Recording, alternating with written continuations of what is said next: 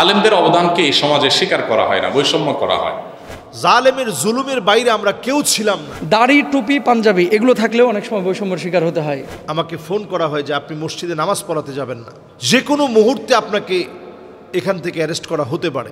বাজেটের সময় সব শ্রেণী পেশার মানুষ নিয়ে কথা ওঠে, রিক্সাওয়ালা, ভ্যানওয়ালা, বাস ড্রাইভার, হ্যাঁ, অন্যান্য পেশাজীবী মানুষ, কিন্তু ইমামদের নিয়ে কোনো কথা ওঠে? তো আলেমরা কি এদেশে ভাইসে আসছে? 15 বছর 20 বছর এক একটা খতিব অনেক কৌশলে হলেও এই খুতবার মঞ্চ থেকে জুলুমের বিপক্ষে নানান কথা বলে মানুষকে জাগ্রত করে রেখেছিলেন।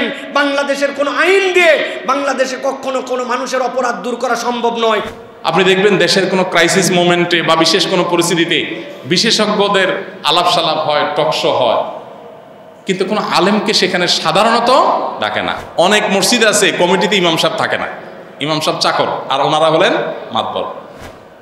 মাহফিলের সভাপতি কেন রাজনৈতিক ব্যক্তি হবে? মাহফিলের সভাপতি একজন বড় আলেম হবেন। আলেম ওলামাদের প্রতি বৈষম্যের বহু দিক আছে, বহু দৃষ্টান্ত আছে, যেটা আসলে বলে শেষ করা কঠিন। আলেমদের অবদানকে এই সমাজে স্বীকার করা হয় না, বৈষম্য করা হয়। আলেমদেরকে এই সমাজের প্রতি কোনো কন্ট্রিবিউশন নাই, শুধু আছে তা না, এই সমাজে এখনো পর্যন্ত চুরি, ডাকাতি, অনৈতিকতা যতটুকু কম আছে, এখনো আমাদের অনেক কঠিন পরিস্থিতি, কিন্তু যতটুকু নিয়ন্ত্রণে আছে এতটুকু আইন শৃঙ্খলা রক্ষাকারী বাহিনীর চাইতে কোনো ক্রমেই আলেম সমাজের অবদান কম না।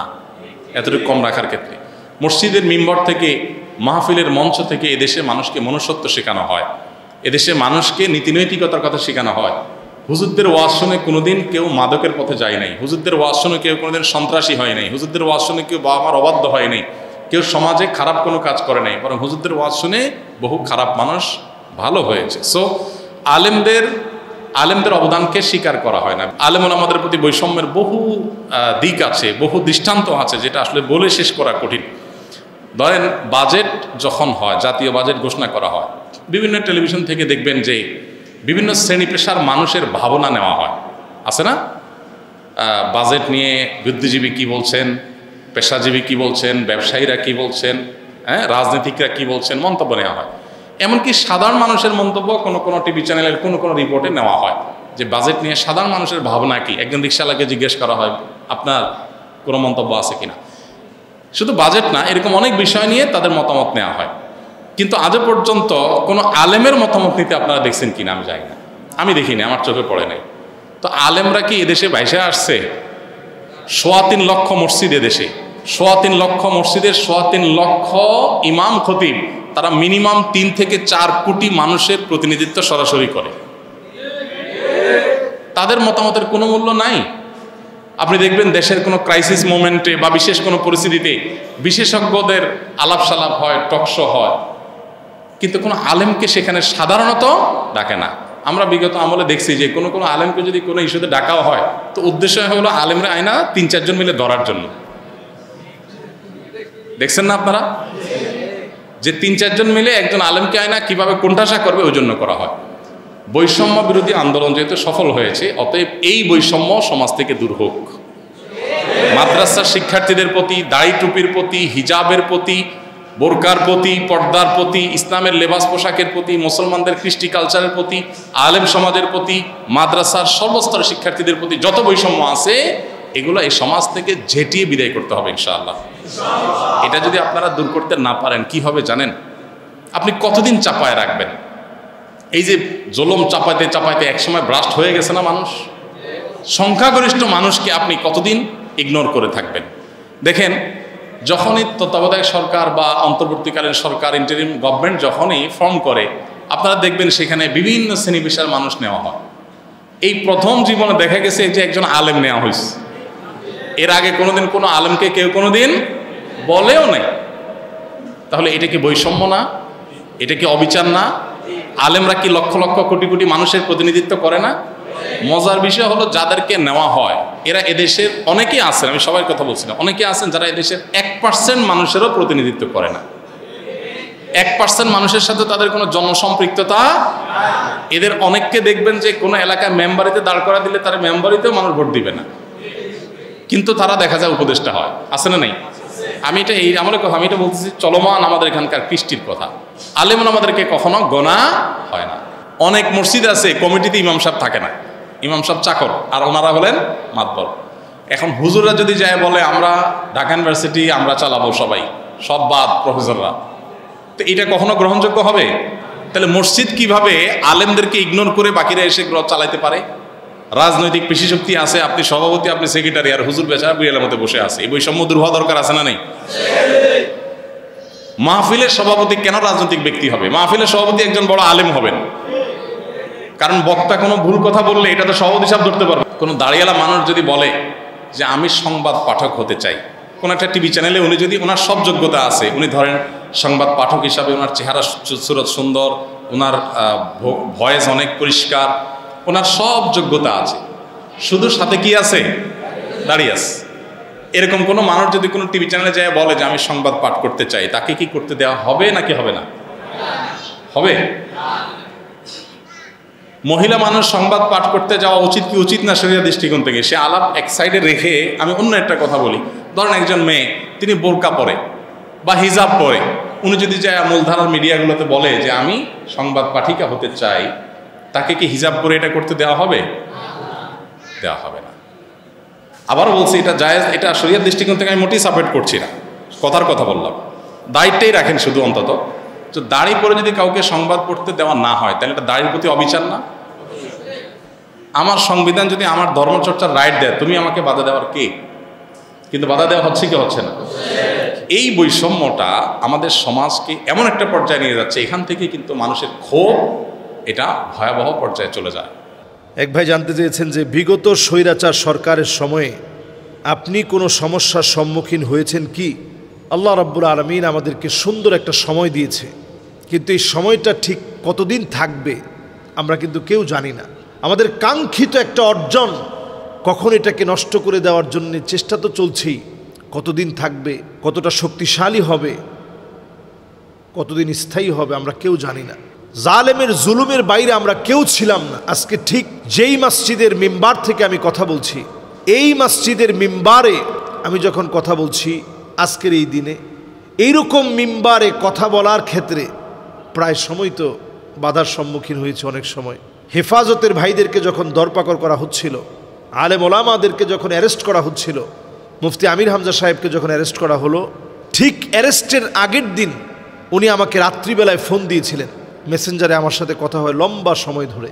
তো এই কথা হওয়ার পরে উনি যখন অ্যারেস্ট হয়ে গেলেন, উনি মিন্টু রোডে যখন ওনাকে আনা হয়, এরপরেই অনেকগুলো নামের তালিকা হয় কারা কারা অ্যারেস্ট হচ্ছে।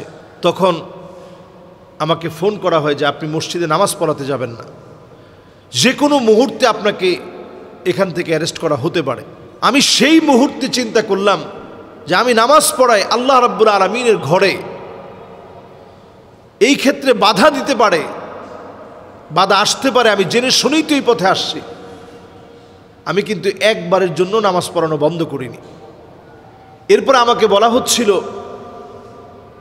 যে আপনি একটা কাজ করেন, যে কোনো একটা জায়গায় চলে যান, নিজস্ব কোনো আত্মীয় স্বজনের বাড়ি না, তবে পরিচিত যে কোনো একটা জায়গায় আপনি যাবেন, সেখান থেকে অন্তত কয়েকটা মাস একটু নিজেকে আত্মগোপনে রাখেন।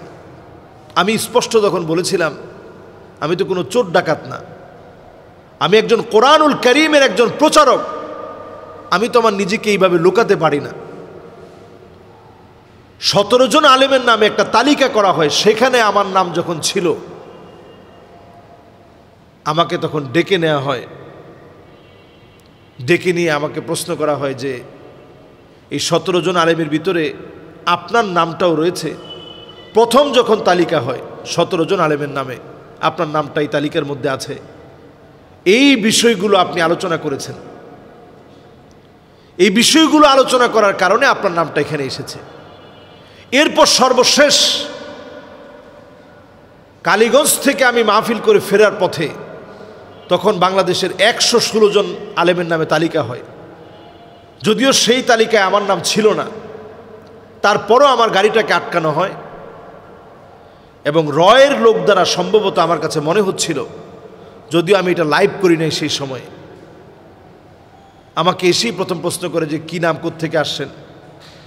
গাড়িটা থামিয়ে আমি যখন তার সাথে কথা বললাম, উত্তর দিলাম, সে বলল ঠিক আছে চলে যান। একটুখানি সামনে যাওয়ার পরেই ড্রাইভার বলতেছে, হুজুর 5-7টা হুন্ডা মিলে আসতেছে, ধাওয়া করতেছে। সেই কালীগঞ্জ থেকে নিয়ে চুলকাঠি পর্যন্ত এই লম্বা পথ, প্রায় 80 কিলোমিটারের মতো জায়গা, পুরাটা পথ হুন্ডা দিয়ে ধাওয়া করা হয়েছে। তো আমার ড্রাইভারও সে খুব জোরালোভাবে গাড়িগুলো টেনে গেছে। আমি সেই রাত্রিতে একবার চিন্তা করছি যে লাইভ করব কি না। পরে আবার চিন্তা করলাম লাইভ করে এই বিষয়টি সবাইকে জানানোর মধ্যে কোনো ফায়দা নাই। আমি 2 রাকাত সালাতুল হাজাত আদায় করে সেই মুহূর্তে আল্লাহর কাছে দোয়া করতেছিলাম, এবং আল্লাহ রাব্বুল আলামিন একটা পর্যায়ে তাদের হাত থেকে হেফাজত করেছে। এরকম নানা ধরনের ঘটনা, এমন একজন আলেমকেও পাওয়া যাবে না যে কোনো না কোনোভাবে জুলুমের শিকার হয়নি, নানাভাবে জুলুমের শিকার হয়েছে। তো আমি আপনি যারাই জুলমের শিকার হয়েছি, এখান থেকে একটা বিষয় পরিষ্কার বের হয়, সেটা হচ্ছে নবীজি সাল্লাল্লাহু আলাইহি সাল্লাম বলছেন, লাইসা মিন্না, ওই লোকটা আমাদের দলভুক্ত হতে পারে না, মাল্লাম ইয়ারিফ লিআলিমিনা হাক্কাহু, যে আমার আলেমের হক জানে না। এজন্য যেই লোকটা আলেম, তাকে সম্মান দেওয়া এটা ইমানের দায়িত্ব। আলেমদেরকে নানাভাবেই অপদস্থ করা হয়েছে, লাঞ্ছিত করা হয়েছে, এটা জালেমদের কাজ। নবীজির উম্মত আলেমদের উপরে জুলুম করতে পারে না। এরকম অনেক জুলুমের শিকার আমরা হয়েছি। এখনকার এই পরিবর্তন না হলে আরও জুলমের শিকার হতাম। চুনতির 19 দিন ব্যাপী ঐতিহাসিক সিরাত মাহফিলে আমি বক্তব্য করছিলাম। বক্তব্যের শুরুতেই 19তম রজনীতে আমি বক্তব্যের শুরুতে বলেছিলাম, আজকের এই লক্ষ লক্ষ জনতা একমাত্র আমাদের আল্লামা হুজুরকে মানায়। হুজুর যদি এখানে বয়ান করত, তাহলে এই মানুষগুলোর তৃষ্ণা মিটত। এ কথা বলার পরেই বাধা এসেছে। এই ভিডিও এখনো ফেসবুকে আছে। ইনশাআল্লাহ সামনের দিনে মাহফিল হবে, বাধা দেওয়ার মতো কোনো জালেম আর কোনোদিন ইনশাআল্লাহ দাঁড়াতে পারবে না ইনশাআল্লাহ। 15 বছর 20 বছর এক একটা খতিব অনেক কৌশলে হলেও এই খুতবার মঞ্চ থেকে জুলুমের বিপক্ষে নানান কথা বলে মানুষকে জাগ্রত করে রেখেছিলেন। বাংলাদেশের কোনো আইন দিয়ে বাংলাদেশে কখনো কোনো মানুষের অপরাধ দূর করা সম্ভব নয়। ওলামায়ে কেরাম, ধর্মীয় আদর্শ, বিভিন্ন ধরনের ইসলামের আইন কানুন, এইগুলা বলার দ্বারা মানুষ এখন পর্যন্ত যতটুকু নৈতিক থেকেছে, নচেত আইন দ্বারা এই নৈতিকতা সম্ভব ছিল না, ঠিক কিনা? আপনি মাদকতা, অপরাধ প্রবণতা, এইগুলো সব কিছুর পিছনে ওলামায়ে কেরামের অবদান আছে। জিজ্ঞাসা করতে চাই, অনেক মানুষ তো জেলখানার থেকে খুঁজে পেলেন, আপনি কোনো আলেমকে জেলখানার মধ্যে জীবনে শুনেছেন মাদকাসক্ত, এই জন্য আলেম সাহেব গেছে? জেলখানার হিস্ট্রিগুলো চেক করে দেখেন তো, সেখানে যাওয়ার পরে দেখেন তো বাপ মার সাথে দুর্ব্যবহার করে, বাপ মাকে নিজের বাড়ির থেকে বের করে বৃদ্ধাশ্রমে ঢুকাইছে, বাপ মায়ের পরে কাঁদতেছে, ওই বাপ মায়ের কান্না বৃদ্ধাশ্রমগুলো চেক করে দেখেন তো এর মধ্যে কোনো আলেম ওলামার নাম আছে? আপনি যাওয়ার পরে খুঁজে দেখেন তো যে বাংলাদেশে চাঁদাবাজি করে, চাঁদাবাজ উপর থেকে নিচ পর্যন্ত কোনো আলেম, হাফেজ, কারি, মৌলানা তারা এরকমভাবে চাঁদাবাজি করছে আপনি খুঁজে পাবেন? আপনি তো চাঁদাবাজ আপনি সেখানে খুঁজে পান নাই। নারী নির্যাতন এই বাংলাদেশে ব্যাপক একটা কার্যক্রম, নারী নির্যাতনের কোনো শেষ নাই। নারী নির্যাতনের যতগুলা কেস হয়েছে, তাদের মতো সেকুলার ঘোষণা যারা, তাদের থেকে আলেম ওলামার নাম বের করেন। তার মানে প্রমাণ হয় বাংলাদেশের শান্তিপ্রিয় এই দেশ গঠনে, এই দেশের আদর্শিক আন্দোলনে, এই দেশকে সামনের দিকে নিয়ে যেতে যদি আপনারা চান, আলেম ওলামার বিকল্প নাই। তাদেরকে দাম না দিলে আপনারা কখনো এই দেশকে আগাতে পারবেন না, ঠিক কিনা? আমরা এই জন্য আপনাদের কাছে জোর দিয়ে বলতে চাই যে এই দাড়ি টুপির সাথে যে বৈষম্য, এই বৈষম্য দূর করেন। আমরা অনবরত কথা বলেছি, সুতরাং কথা বলা মানুষদের জন্য আপনারা মূল্যায়ন করেন। আর খবরদার তাদের মতো এরকম সুরে সুর মিলায় আমাদেরকে কখনো দূরে ঠেলে দিয়েন না। আমরা আপনাদের কল্যাণ চাই ততদূর পর্যন্ত যে আপনারাও যদি ভুল করেন, একবারে আপনাদের সাথে গায়ে মিশে আমরা দুধে পানি মিলে গেছি এরকম নয়। আপনাদের ভুল হলেও আমরা কথা বলতে কিন্তু ছাড়ব না। শিক্ষা নিয়ে আমাদের মন্তব্য আছে, সমকামিতা নিয়ে আমাদের স্পষ্ট কথা বলা আছে, শিক্ষার ভিতরে যে সকল অপশিক্ষা ঢুকানো হয়েছে এইগুলো নিয়ে স্পষ্ট কথা বলা আছে। অতএব এইগুলো সব বিষয়ে কনসার্ন নেন, আপনারা ভালো কাজ করবেন, ইনশাআল্লাহ আমাদেরকে সাথে পাবেন। আমরা কেবল বিরোধিতার জন্য কখনো বিরোধিতা করি না। সুতরাং এটা আমাদের স্পষ্ট একটা স্টেটমেন্ট। আল্লাহ রাব্বুল আমিন আমাদেরকে বোঝার তৌফিক দান করেন। হাযা মা ইনদি ওয়াল ইলমু ইনদাল্লাহ সুবহানাকাল্লাহুম্মা বিহামদিকা আশহাদু আল্লা ইলাহা ইল্লা আনতা আস্তাগফিরুকা ওয়া আতুবু ইলাইক। বাংলাদেশে যে সমস্ত ওলামা ইকরাম জুমার খুতবা দেন, যারা সচেতন, আপনারা কাদেরকে চিনেন? শেখ আহমদুল্লাহ সাহেবকে চিনেন, ডক্টর মিজানুর রহমান আজহারি ভাইকে চিনেন, XYZ অনেক পরিচিত স্কলারকে আপনারা চিনেন। কোন স্কলার ছাত্র আন্দোলনের বিপক্ষে ছিল আপনারা একটু দেখান, যে যারা প্রত্যক্ষ এবং পরোক্ষভাবে কথা বলে নাই। এখন আপনারা বলতেছেন যে ছাত্ররা যখন ময়দানে ছিল আপনারা কেন মিছিল করলেন না? একাত্মতা, শোনেন, দুটো বিষয় কিন্তু মানুষের লড়াই হয়ে থাকে। একটা হচ্ছে মেধার লড়াই, আরেকটা হচ্ছে সশরীরে শারীরিক লড়াই। শারীরিক লড়াই যদি আলেমরা প্রথম থেকে হেফাজতের মতো করতো, তাহলে এবার জঙ্গি তকমা দেওয়া হতো আগের মতোই। আন্তর্জাতিক মহলে ইস্টাবলিশ করা হতো এটা জঙ্গিদের আন্দোলন, এটা মোল্লাদের আন্দোলন, এটা হুজুরদের আন্দোলন, যদিও কথাগুলো সত্য না। এইভাবে ইস্টাবলিশ করে এই পুরো আন্দোলনটাকে নস্যাৎ করে ফেলা হতো। তো আপনারা যেমন উদ্গ্রীব, আসলে একটু জোশের সাথে হুঁশও থাকা উচিত। আপনারা যখন দেখতেছেন যে নিয়মিত ফেসবুকে আলেম ওলামা স্ট্যাটাস দিচ্ছে এবং নিয়মিত এই স্পিচ দিচ্ছে, আর আমাদের কথা, আমরা তো 1 মাস বাংলাদেশেই ছিলাম না। আন্দোলন যখন কোটা আন্দোলন শুরু হয় তখন তার আরও 1 মাস আগে আমাদের টিকিট কাটা ছিল, বিদেশে দাওয়াতি সফর ছিল। তো যখন আন্দোলন শুরু হয়েছে তখন স্পিচ দিয়েছি, বিদেশে থেকে ইন্টারনেট বন্ধ, আপনাদের মতো আমরা উদ্গ্রীব ছিলাম।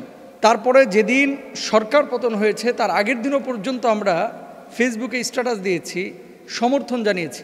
এখন আমি আছি মিশরে, মিশর থেকে আমি সশরীরে কীভাবে অংশগ্রহণ করব। তো এখন আলেমদের অবদানটা কি? গত 2 দিন ধরে আমি অনেক ঘাটাঘাটি করলাম যে আসলে কতজন আলেম শহীদ হয়েছে। মাদ্রাসা ছাত্র এবং ইমাম আলেম সব মিলিয়ে এ পর্যন্ত যারা এটা নিয়ে গবেষণা করতেছে বা বের করার চেষ্টা করতেছে, তাদের মতে 73 জন অলরেডি শহীদ হয়েছে। আড়ালে আরও অনেক থাকতে পারে, কিন্তু আলেম ওলামারা শেষ পর্যায়ে এসে মাঠে কেন নেমেছে, এটার জন্য অনেকগুলো হিকমত ছিল। এর মধ্যে একটি গুরুত্বপূর্ণ বিষয়, আন্তর্জাতিক মহলে যাতে করে ওই হেফাজতের আন্দোলনের মতো এটাকে ব্যবহার করতে না পারে। 2 নম্বর একটি বিষয়, বৈষম্যের কথা যদি আপনারা বলেন, তাহলে আমরা হচ্ছে সবচেয়ে বড় বৈষম্যের শিকার আলেম ওলামা। আপনি দেখেছেন যে বড় বড় অনেক স্কলাররা আছে যারা সামাজিক কাজে জড়িত। কখনো দেখেছেন যে এদেরকে কোনো আন্তর্জাতিক পুরস্কার দেওয়া হয়? যদিও আলেম ওলামা এটার অপেক্ষা করে না। কখনো দেখেছেন এদেরকে সামাজিক কোনো স্বীকৃতি দেওয়া হয়? ইমাম সাহেবরা এলাকার মধ্যে অনেক জনকল্যাণকর কাজ করেন, কিন্তু সেটার স্বীকৃতি আছে? তারপরে দেখেন ঢাকা বিশ্ববিদ্যালয়ে মেধা তালিকায় 1ম, 2য়, 3য় মাদ্রাসা ছাত্ররা হচ্ছে, কিন্তু সব সাবজেক্টে পড়তে পারতেছে না।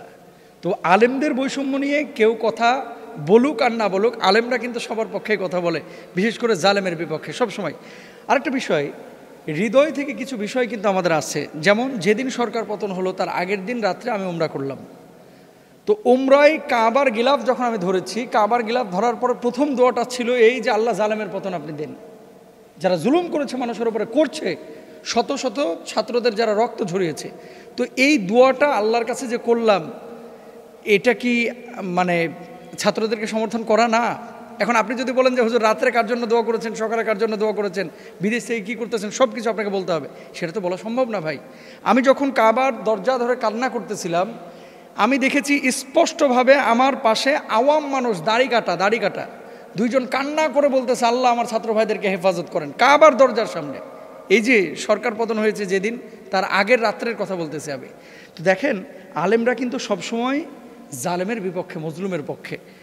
হ্যাঁ, সশরীরে সরেজমিন আলেমরা রাজপথে শেষ পর্যায়ে নেমেছে, এটার পেছনে হিকমত ছিল। এটা আপনারা অনেকে বুঝেন, অনেকে বুঝেন না।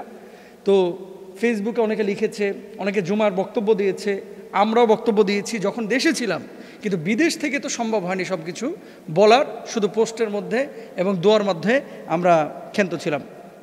আচ্ছা, তারপরে দেখেন এদেশে গানের কনসার্ট হলে মিডিয়াগুলো ফলাও করে প্রচার করে। মাহফিলগুলোতে কয়টা মিডিয়া থাকে? যারা ইসলামিক ইউটিউবার তারা থাকে। জেনারেল বা সাধারণ কোনো মিডিয়া কি সেটাকে ফলাওভাবে প্রচার করে যে আজকে এই এলাকায় মিজানুর রহমান আজহারি আসতেছে? 2-1টা মিডিয়া প্রচার করে, কিন্তু এখানে যদি একটা গানের অনুষ্ঠান হয়, কনসার্ট হয়, প্রচার করা হয় না। তারপরে দেখেন বাজেটের সময় সব শ্রেণী পেশার মানুষ নিয়ে কথা ওঠে, রিক্সাওয়ালা, ভ্যানওয়ালা, বাস ড্রাইভার, হ্যাঁ, অন্যান্য পেশাজীবী মানুষ, কিন্তু ইমামদের নিয়ে কোনো কথা ওঠে? সাধারণত ওঠে না। এরপর আসেন রাষ্ট্রের যে গুরুত্বপূর্ণ যেই ব্যক্তিবর্গ যারা বিভিন্ন অংশে কাজ করছেন, যারা এদেশের 1% মানুষেরও হয়তো প্রতিনিধিত্ব করে না, অথচ সেসব বিষয়ে প্রচুর জনসম্পৃক্ততা দেখা যায়। কিন্তু আলেমদের জনসচেতনতা বা জনসম্পৃক্ত কোনো কাজে যখন সম্পৃক্ত আলেমরা হয়ে থাকে, তখন সেভাবে সমর্থন কিন্তু সাধারণ মানুষ করে না। এটা আল্লাহর কাছ থেকে আলেমরা আশা করে। দাড়ি, টুপি, পাঞ্জাবি এগুলো থাকলেও অনেক সময় বৈষম্যের শিকার হতে হয়। কিছু কিছু জায়গায়, কিছু কিছু পরিবেশে এগুলো বেমানান, এরকম অনেক মানসিকতাও অনেক মানুষের মধ্যে আছে। তো সব সময় আলেমরা জালেমের বিপক্ষে এবং মাজলুমের পক্ষে ছিল, আছে, সামনেও থাকবে ইনশাআল্লাহ তাআলা। আপনারা যারা আমাদেরকে এতদিন ধরে বারবার খোঁজাখুঁজি করতেছেন, আমি মনে করেছি যে বিদেশ থেকে দেশে আসার পরে প্রথম কথাগুলো বলা উচিত যে আসলে আলেমরা শুরুতে কেন রাজপথে ছিল না, এবং এটা নিয়ে আমাদেরও আলোচনা পর্যালোচনা হয়েছে। আলেমরা শুরু থেকেই ছিল, সশরীরে শেষে এসে সম্পৃক্ত হয়েছে। আল্লাহ আমাদের বোঝার তৌফিক দান করুন।